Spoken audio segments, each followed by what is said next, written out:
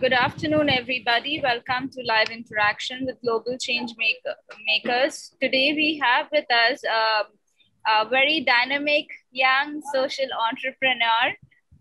He took up the challenge to fix the roads in India. We have with us co-founder and CEO of Pothole Raja, Mr. Sourabh Kumar. Welcome on the show. Welcome. Thank you so much, Harsha. It's a pleasure to be on this show.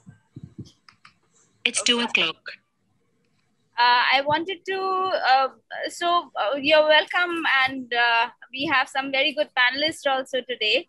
We wanted to know what is your journey as a social entrepreneur at the age that you are. Quite, exciting journey, I would say. And I think the last 3.5 years that I have been in this field has been, none less than a roller coaster ride for me. It all started, just to give you a brief background of how I started off. So I initially, after my engineering, I joined HP as a software developer here in Bangalore. So I graduated in 2014, and after that I started working as a software professional. I was happily doing the job, what I was doing, and it was quite fulfilling journey. Being in the IT capital of the country, life was looking more promising. A lot of opportunities that one sees in the IT industry was right in front of my eyes. But I think life had a different plan for me, and I clearly remember that one news article that made me think towards why Pothole and why only Pothole. That caught my attention. So there was one news article which said, a husband and a wife, after having dinner at their friend's place, were returning back from their place to their home, and the husband tried to avoid a pothole, and unfortunately both of them fell.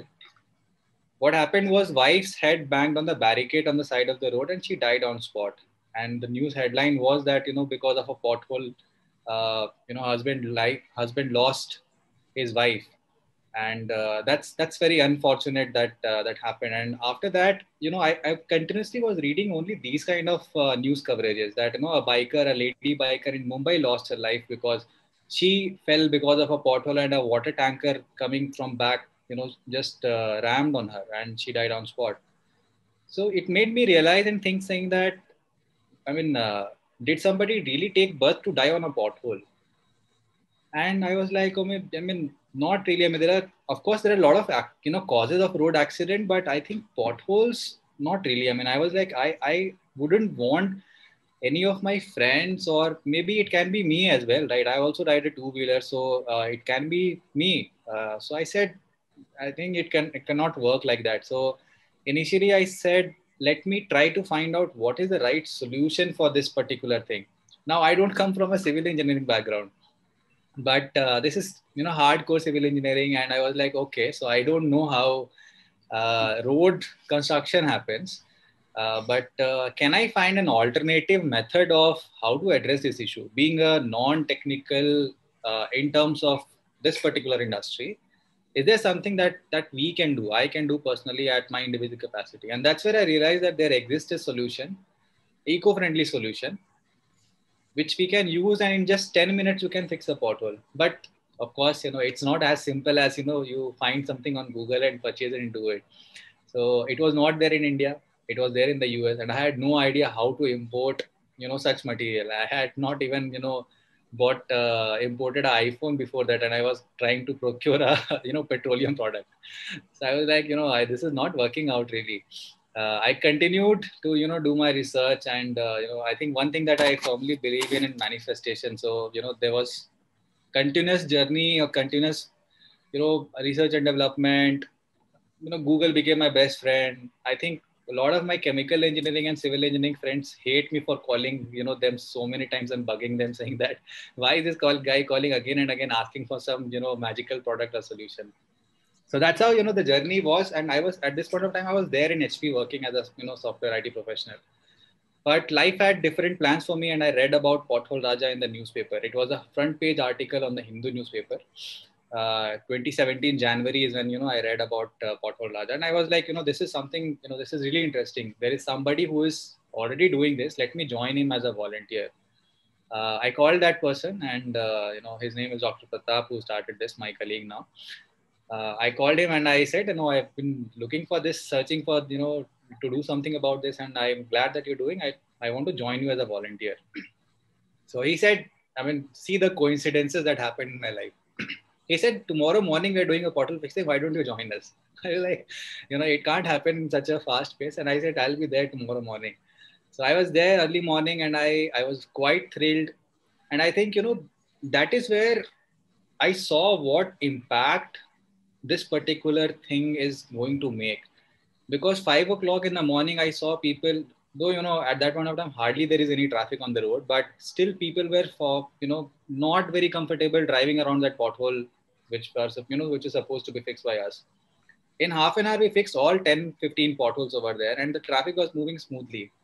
And I was like, this is something that, I am not sure that what did I do in my life so far, which I have, I would be proud of. And this is something that I can't even explain. And that's where, I started continuing as a volunteer, went on with Pratap as for almost, 6, 7 months. And then, I realized that I think this is the larger purpose of my life. I decided to quit my job. Of course, parents, they're not very supportive because this is very unorthodox kind of work, and rightly so. Coming from a middle class family, they have their certain expectations, but I think I had made my mind, and conviction was strong enough to kind of move ahead. So I did something mischievous at that point of time, when I did not tell my parents that I'm going to leave my job, and I had left my job. So that's how my transition happened from the corporate world to IT, and from then onwards it has been a journey which is full of lot of learning, gratitude, and I think I continue to learn every day. I interact with a lot of people, and I've seen how social enterprise, which is not really seen as some organization. Typically, one of the questions that I've been asked is always that, how do you earn money? I know that you're doing some good work, but how are you able to take care of yourself? You live in Bangalore. It's not a, it's a very expensive city. So I think a lot of understanding happened in, this time, 3.5 years, 4 years, why business model is important. So, that has been my journey so far, Harsha. That's pretty exciting journey, I must say that. So you see, India is still working on Startup India and those kind of initiatives. When it comes to getting angel investments or investments for our startups, it's quite a challenge. How did you face it, and what were the lessons that you learned along the way? Right. So this is quite interesting because we always were focused on getting the funds through CSR model. Right now, CSR funds in our country, I think, thanks to the government that has introduced this as a a law, that the companies are liable to spend 2% of their profit for social work or CSR, corporate social responsibility. And we definitely were in that position wherein we could convince a lot of people, saying that in road safety, infrastructure development has to be a very important aspect and part. So that way when we started off, our focus has never been to go to an angel investor or a VC to ask for money to gradually do this, but we were more relying on the public donations and the CSR funding to kind of do the work that we were doing. Eventually, what happened was very interestingly, a lot of private road properties. Now, there are two kinds of road. I should tell you so that the understanding is clear. One is public road, and other is private road. Now, what are public roads? Where it's direct control of government is there. What are private roads? Where the government's direct control is not there. Like, you have tech parks, you have residential properties, you have industrial areas, factories, and they have their internal roads, which is not only constructed but also maintained by them. So a lot of people started reaching out, saying that we also have roads and we also face the same issue. We have also a lot of potholes and we don't know how to maintain it. Can you help us do that? So that's where our revenue generating stream started. So in Bangalore, we started maintaining large industrial areas like Electronic City Industrial Area, Biddi Industrial Area, the airport toll road. We started working with the BMRCL to maintain their project sites. So that's how the revenue generation model also started for us. So we were never facing that lack of funding that we would need to raise externally. But yeah, as you know, the question I would little bit modify. It continued to be a challenge to ask for fund, raise funds, whether that is through CSR or a VC, because you know that convincing uh, thing that why should we take care of public road? Right? This is the first question that somebody asked, that we are paying taxes, so why should we take care of public roads? Right? So that's where it's a lot of understanding that how we as a people living in the society, unless we contribute to the entire well-being of in and around whatever is there around us, it's not going to help, and we continue to be in the same developing nation tag, and we would hardly be going to that developed nation going forward if it is not by the citizen also coming forward. So yeah, that's something that how we have made our model to be really a unique model in terms of what we are doing.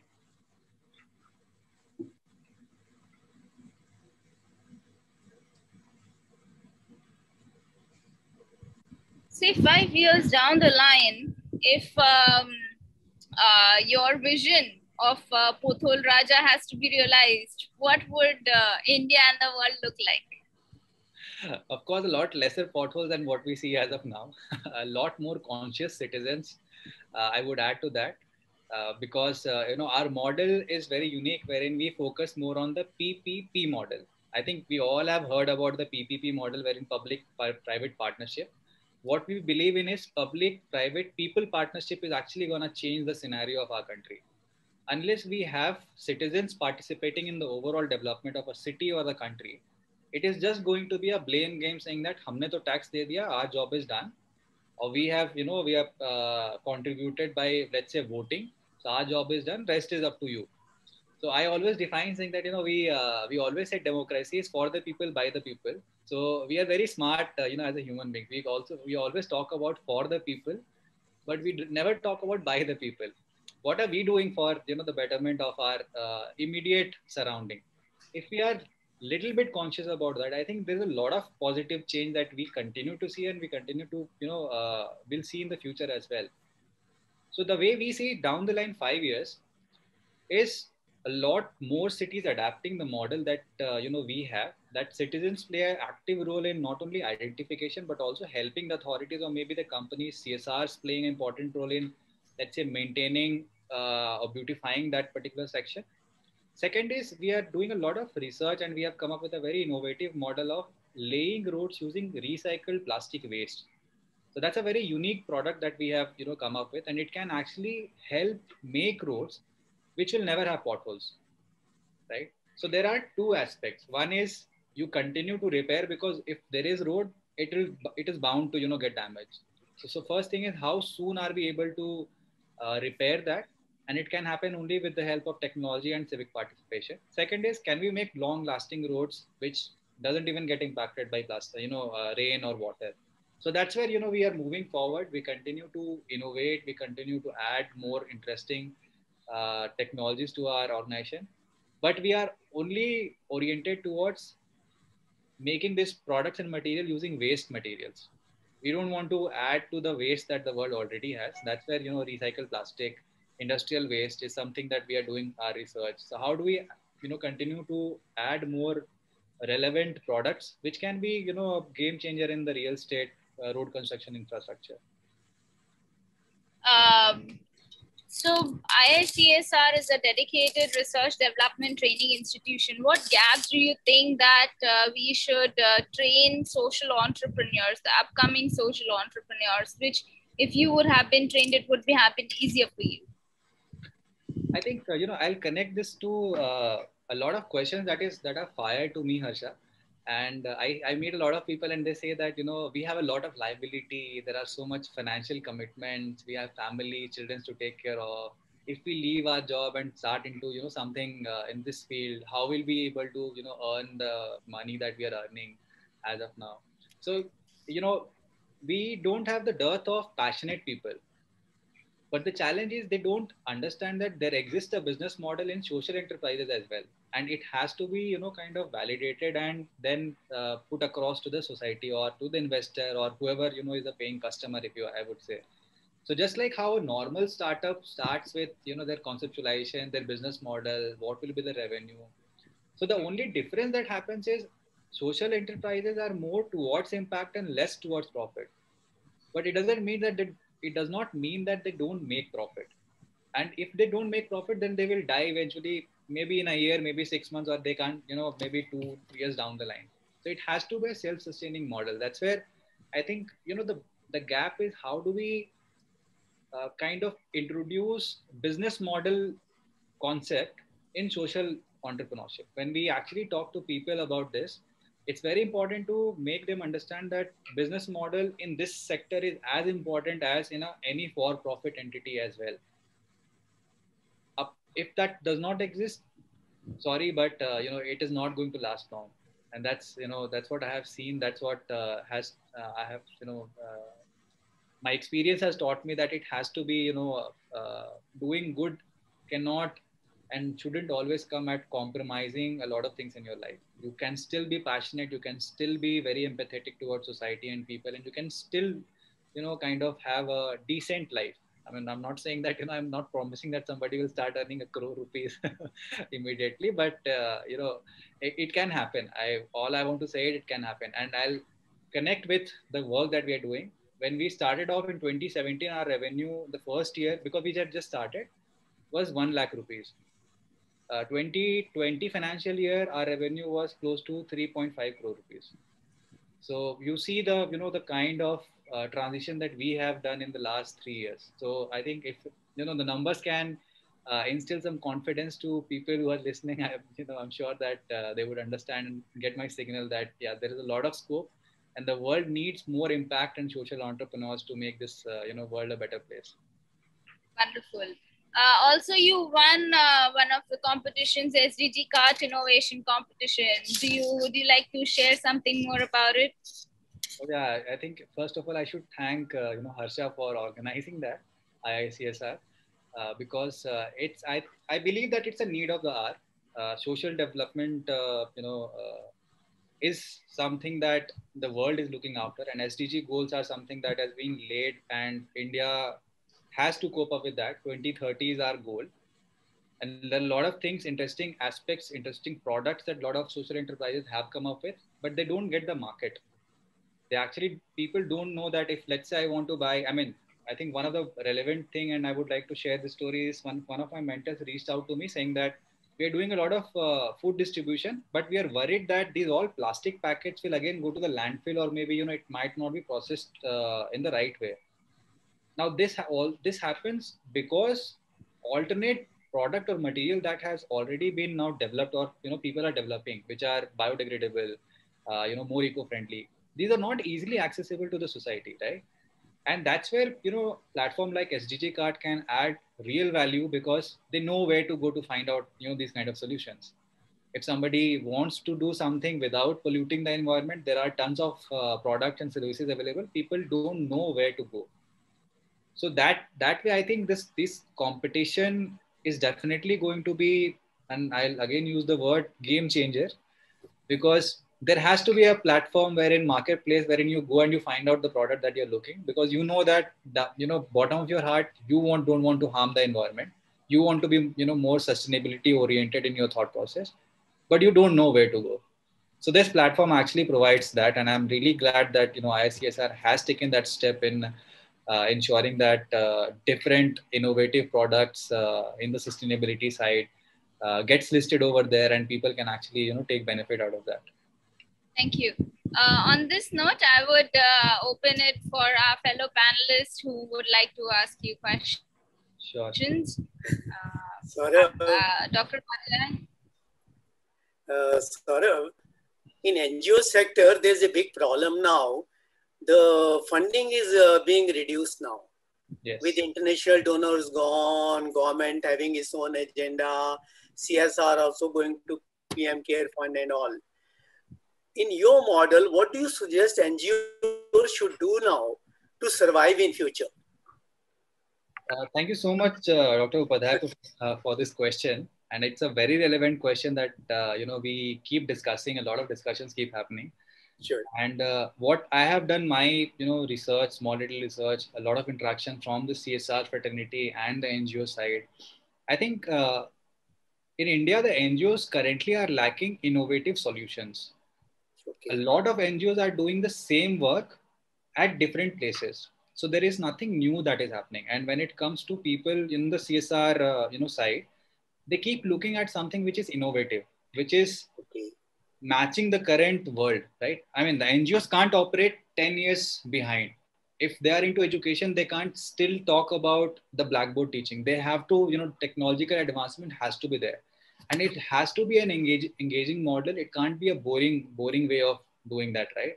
So that is just one example. And India, 60% of the funds actually go to the education, domain.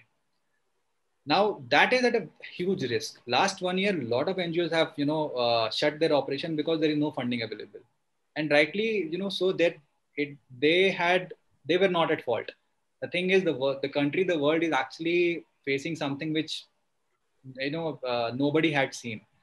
So the large chunk of fund has gone to the COVID relief, and it will continue to go for COVID relief, maybe for this financial year as well. So unless people in this industry start thinking innovatively, they start adapting to the technology, and they come up with something very unique. Because one of the feedback that we have been getting is your model is probably one of the most unique model that we have come across. And that has enabled us to even get projects in during the COVID time as well. Sure. So if we would not be in this sector wherein we were slightly different from the others, what they're doing, probably we would have also not got any funding. So it has to be there. I mean, people have to brush up. They might need to take up some technical courses, understanding, get used to technology, and kind of do that. Thank you. Thank you, Dr. Upadhyay. Mr. Kumar, Dr. Kumar, would you have some question?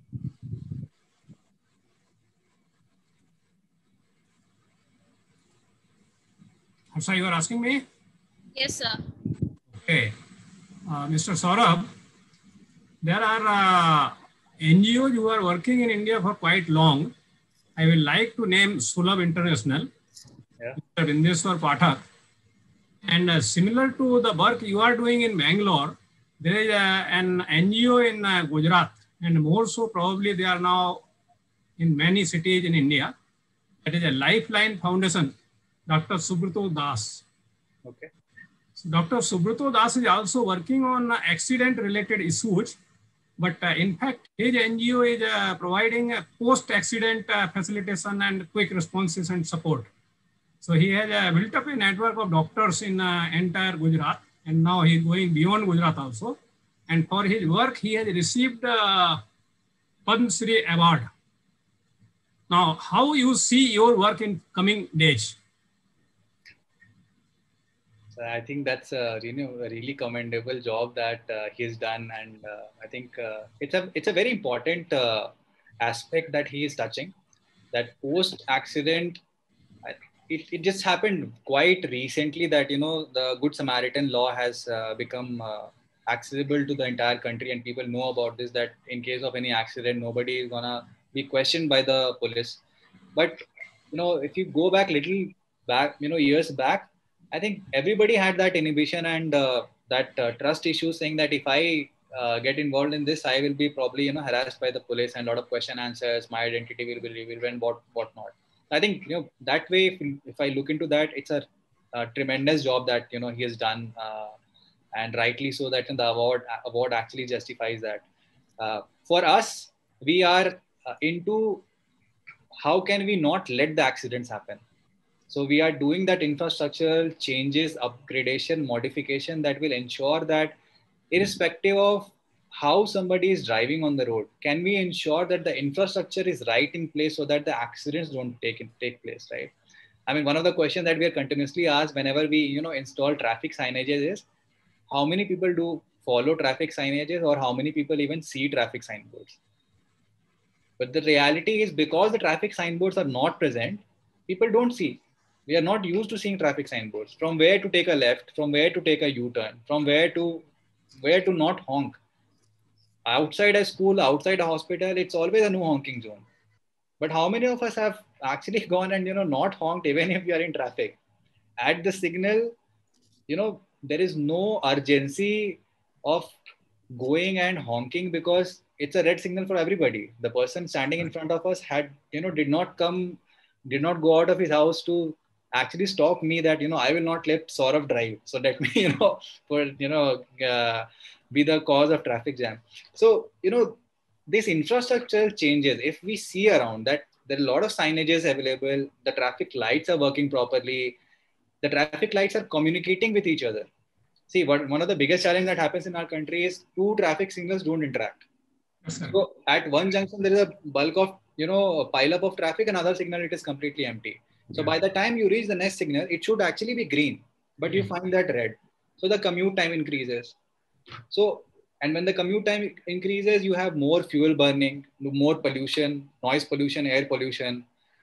You go to your office in a very, dejected mode, saying that, I took 2 hours. Now my productivity is completely gone. I'm not at all productive. I need a break as soon as I reach office. So a lot of factors are there which contributes just by the road infrastructure. So if I can make the infrastructure more suitable for the public, I think we can avoid a lot of accidents that are unwantedly happening, right? One such example is 10,000 accidents in India happen every year because of faulty speed breakers, right? If speed breakers are not marked, if the signboards are not present saying that there is a speed breaker, if reflectors are not present, accident is bound to happen. You can't see a speed breaker suddenly. It can't happen. We don't have that, eyesight at all, that driving at 100 kilometer or 80 kilometer per hour, we spot a speed breaker. But if we have signboards at locations, we probably are more informed that exists a speed breaker. I probably should slow down, right? If there are reflectors, I would probably, even if I miss the signboard, I would probably be, more aware that there is something.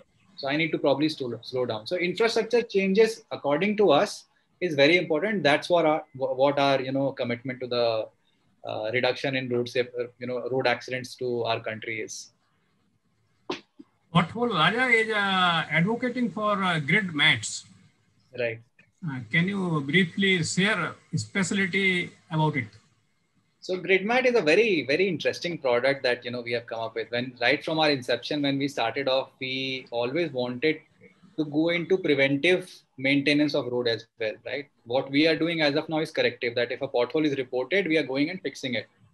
We probably using our technology, we are going to that stage wherein we can even detect cracks using our image sensing technology, and we can fill that so that pothole don't even appear.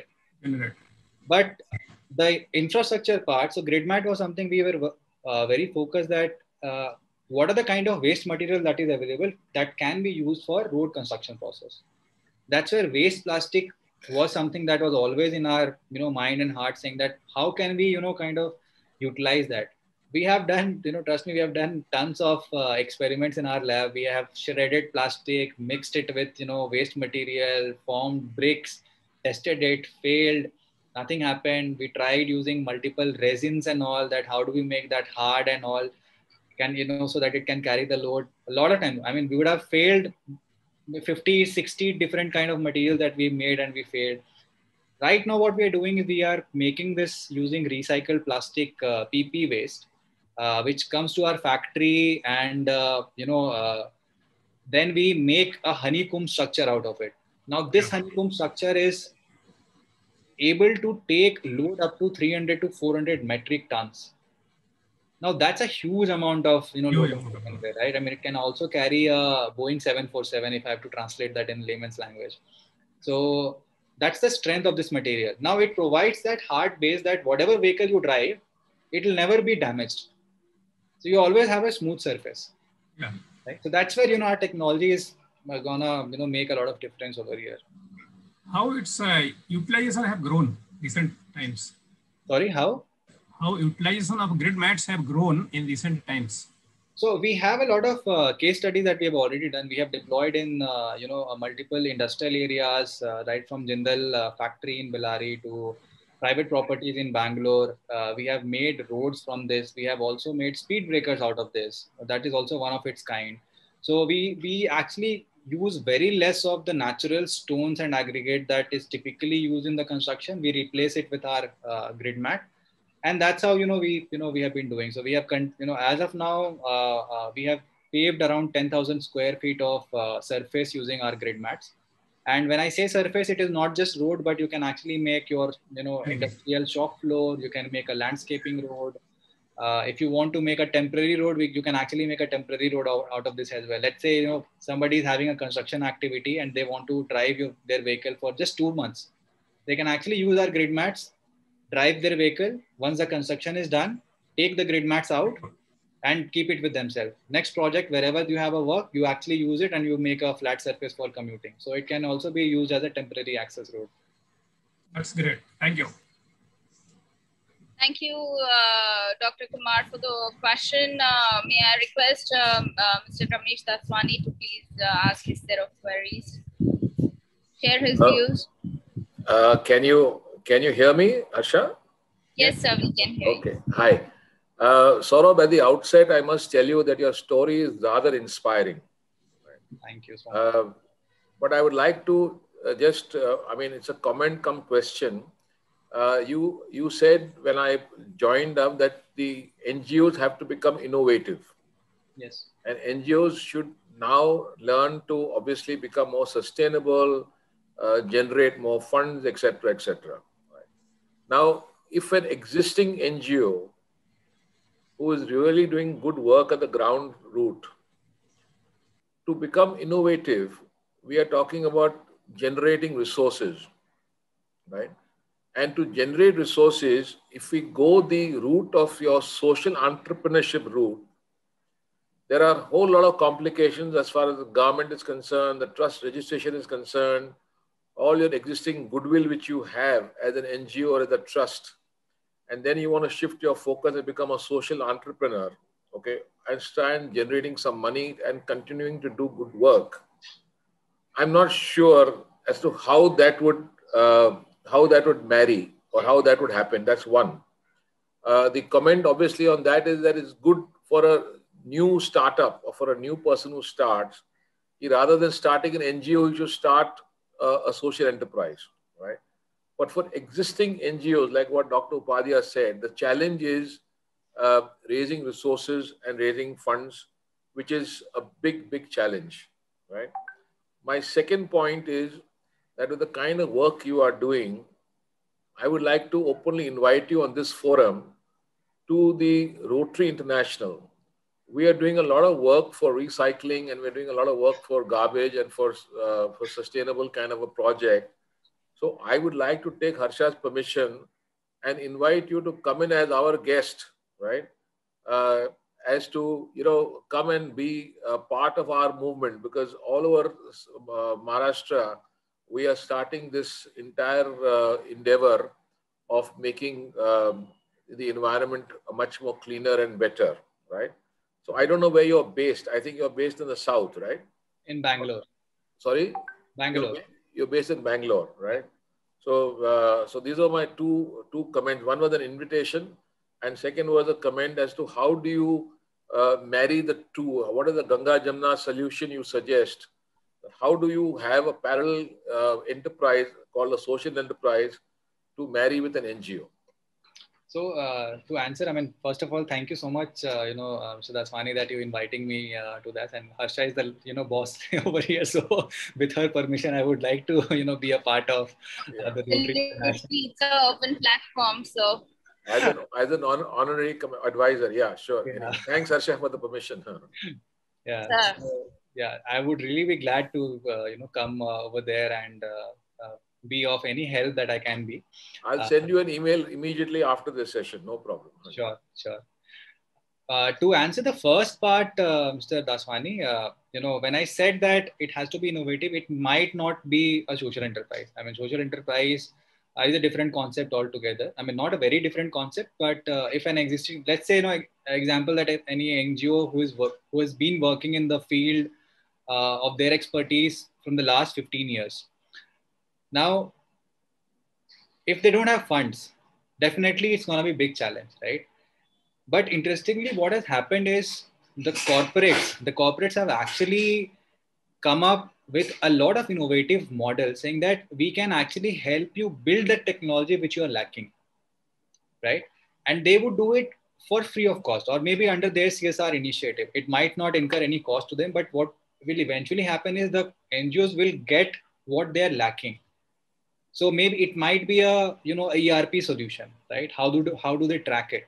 It might be a better website. It might be a mobile application. It might be a a model how to interact with their communities in a much better way, right? So these are the kind of help that the corporates have are very willing to do that. But at the same time, it has to be a willingness from the NGO. What I believe, whether they are very adaptive or they would want to be adaptive to the change, the technology, that advancement that has happened, right? Now, if the upcoming generation is more in, let's say Instagram, one can't keep focusing saying that I will use only Facebook, right? So that's where the shift in this is just a small little example, right? That how do people miss out on their target audience if they want to kind of address, and they say that the youth of today, I mean, now TikTok is not there, but if can I educate my audience using TikTok or similar platforms? So that way it has to continuously evolve, and that's where the leadership will probably might need to kind of step in, or they might need to add new resources to their NGO, maybe upcoming youth ambassadors kind of thing. I mean, a lot of interesting organizations are there across the country who are making to the change makers for tomorrow, right? So can they be introduced to the organization so that they can actually be the change maker within the organization? I think these are the points which will probably help them to make that transition slowly. Good.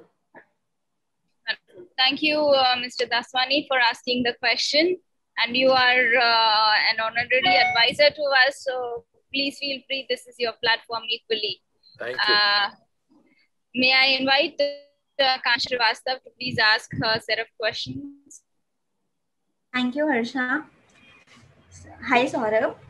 So my question is, since your company is already connected to SDGs, how do you think this pandemic has affected, has taken a toll on the progress of sustainability? Thank you, Kansha, for that question. And rightly so, there's definitely going to be probably a year or a 2 year lag to where we were before the pandemic hit.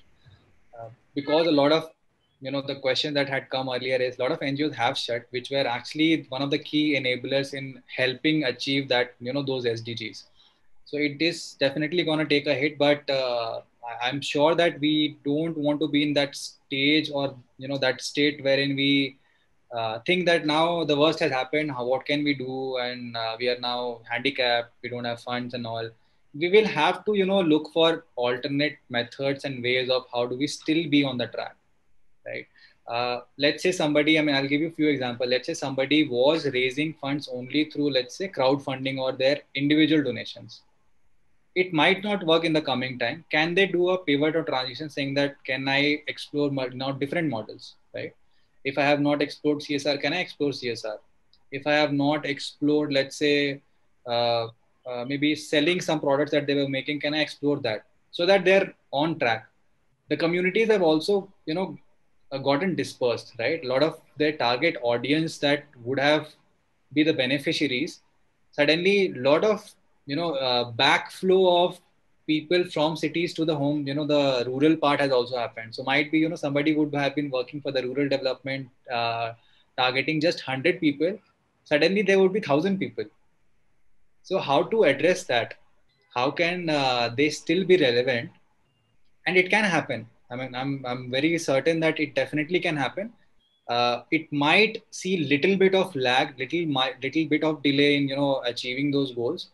But one has to be optimistic and, in solving all these problems, so that we, I keep saying that we should always avoid the complaining and cribbing mode, and we should always be in the problem solving mode. So now that we know that the pandemic has hit, now that we know on the on ground challenges, how can we think beyond that and still be on track? Has to be the solution, rather than thinking now we are hit, now what? We can't do anything. So that's my point of view on this.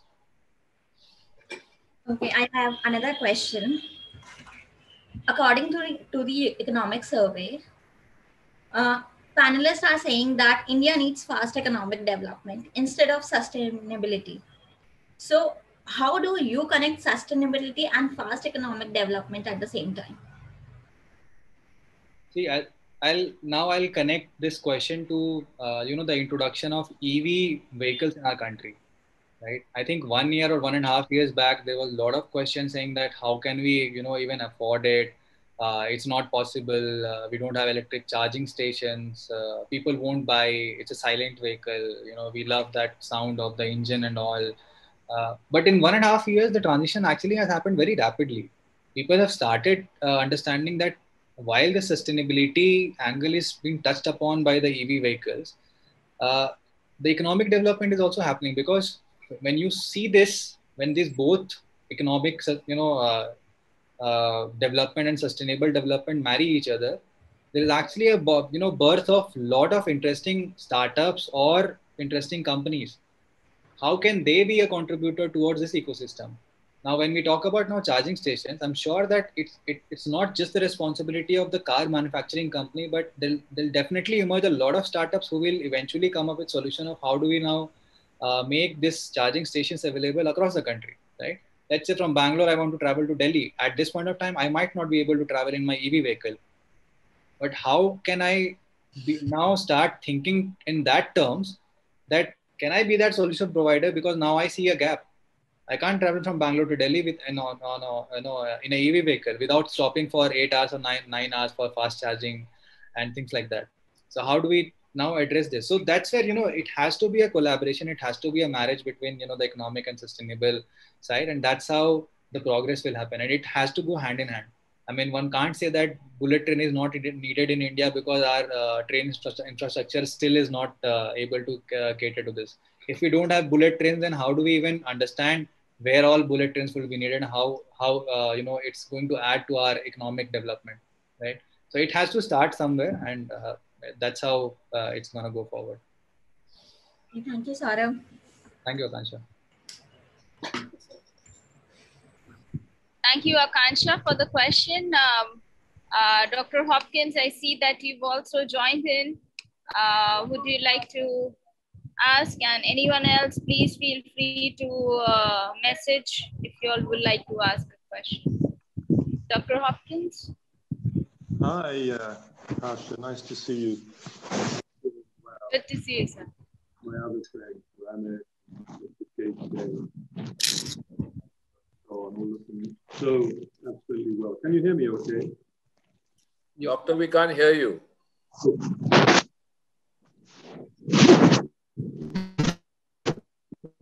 Let me try getting closer. Is that better? Yeah, now it's good. Now it's good. Okay, sorry. Let me get close to my microphone. I've moved from my base where I had better internet to where I am now. But anyway, I was just saying, nice to see you all, Ramesh and Harsha. Thank you. Everybody. I do have a couple of questions to our speaker today, but mainly one of help. In fact, I think they both are actually. I'm in Africa, and first question is, I get asked quite frequently by young people who have zero income, and they want to do something. They want to enter the labor market in some way, but they have no idea what. Now, I always ask, what skills do you have? What are your interests and so on? And where can you go? And two things that crop up quite frequently.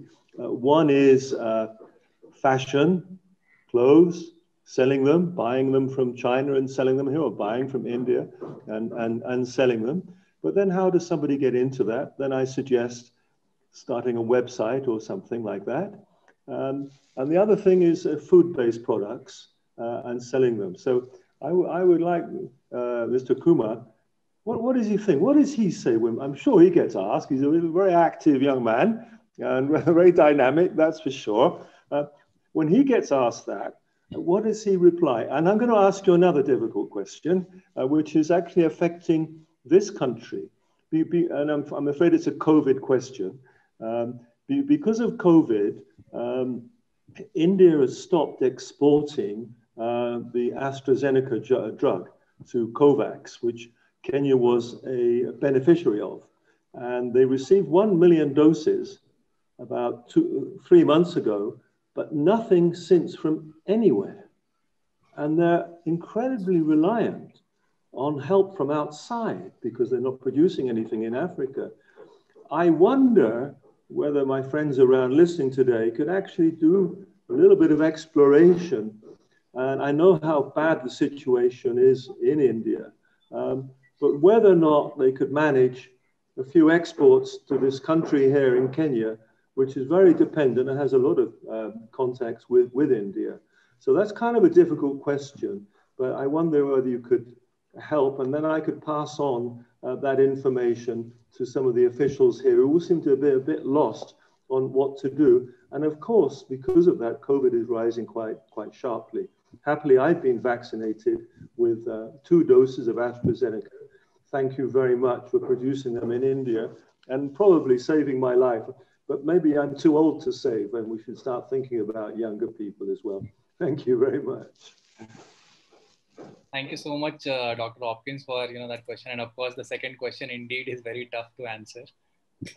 Situation over here is obviously not in a very good state in terms of the vaccination for this densely populated country that's happening. And I believe that is one of the the reasons why the exports would have stopped. I don't have a lot of information on that, but I think as in we might be able to kind of give you a little bit of information on that when it's gonna start off. But to answer your first question, which is still a little difficult, but yeah, I'll tell you what these are the kind of questions that I also keep kind of getting. And when we say that we are gonna employ a lot of people through our initiative, I think it's very important that any new venture or initiative that gets started, it has to be, and if it is directed towards providing employment to, let's say, people who don't have a lot of skill set, it has to be a very, very simple, solution. It has to be as simple as, I mean, I'll connect this to my, work. When I say that I fix potholes being a non-civil engineer, and somebody asks, how do you do that? I say, if you know how to cook noodles, then you know how to fix a pothole. It's that easy, right? And now nobody can say that I don't know how to cook noodles, right? It's just you have to add that in boiling water and there you go. So if the solution is very simple, it's very easy adaptable by, that kind of population who don't have any skill set. And that has been our focus, that how do we make it very, very less technical, yet understandable. So if we do a hands-on operation or work, after once or twice you have done that, you probably will become expert, right? So we, jokingly, we keep saying to all our volunteers that after they do 1 or 2 pothole fixing activities, we, we say that you can add this in your CV saying that I'm an expert pothole fixing professional. So, that adds value. But, what we have seen. Can I interrupt you a little bit? I missed the first part of your discussion. And I think pothole means different things to you as it does to me. To me, a pothole is a hole in a road. Yes, that's exactly the same thing. But when you're talking about cooking noodles, you fill a road with noodles. No, I'm not joking. Certainly not. But certainly cooking and selling. I mean, people are really starving, of course, in this country, and I imagine in your country too. Yeah. But then people haven't got any money to pay for the goods that are produced. It really is a desperate situation. And if I can try and help, of course I help personally, but if I can help more generally, I'd be very, very happy. And I'm very interested to know what you're doing and what you say. So I'm sorry to interrupt you, but at least we're talking about the same subject. It's pretty good.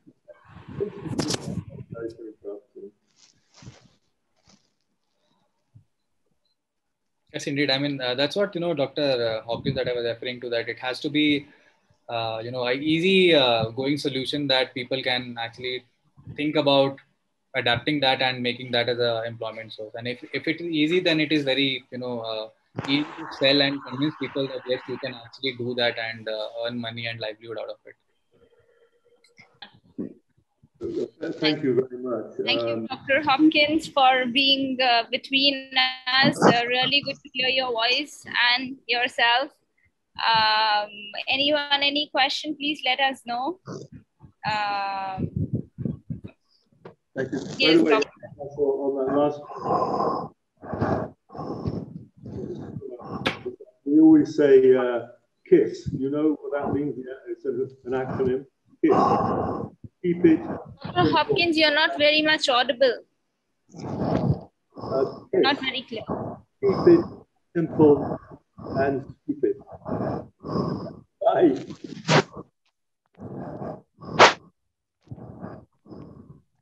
Let me write. All right. Okay. Great. Dr. Mishra, do you have a question or Saurabh, a final message for all of us and the viewers? And the hello, I have no question at the moment. So all right. it was, yeah, thank you. Sure. So, Saurabh, final message to all of the social entrepreneurs. Yes, Harsha. So what I believe and what has helped me in my life, I have actually combined two statements from two great leaders.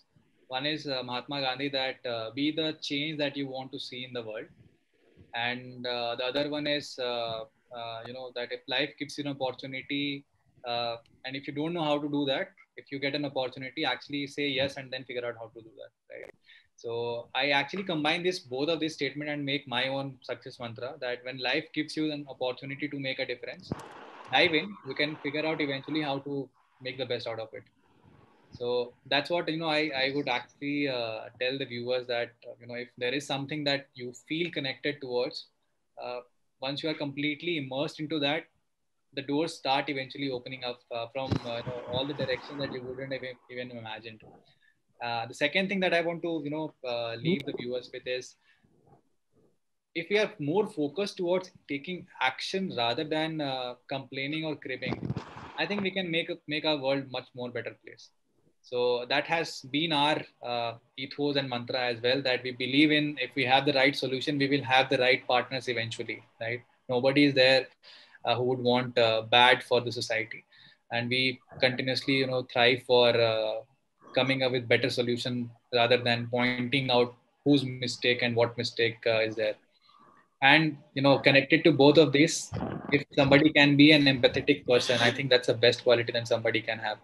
So be more empathetic towards what's happening in around us, and be available for people in need, your family members, and most importantly for yourself.